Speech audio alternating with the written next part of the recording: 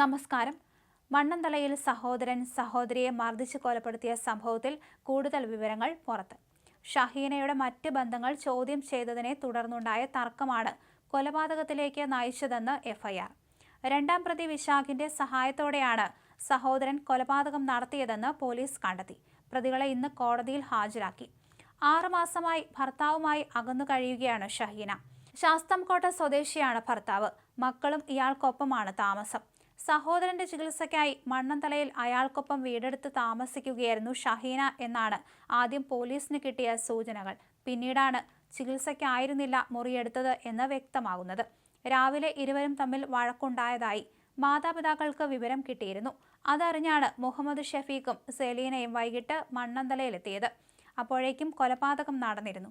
ഷഹീനയെ കൊന്ന ശേഷം മാതാപിതാക്കളെ ഷംഷാദ് തന്നെ വിളിച്ച് പറഞ്ഞുവെന്ന് സൂചനയുണ്ട്. രക്തത്തിൽ കുളിച്ചു കിടക്കുന്ന മകളെ കണ്ട് പരിഭ്രാന്തരായ മാതാപിതാക്കളെ വീട്ടിൽ കയറ്റാൻ ഷംഷാദ് അനുവദിച്ചില്ല. അവരുടെ ഫോണും പിടിച്ചുവാങ്ങി. തുടർന്ന് പുറത്തേക്കോടി.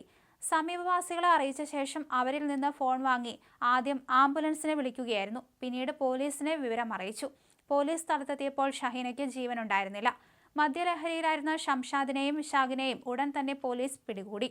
മണ്ണന്തല അത്രക്കാട്ടിൽ എൻക്ലേവ് അപ്പാർട്ട്മെന്റിലാണ് കൊലപാതകം നടന്നത്.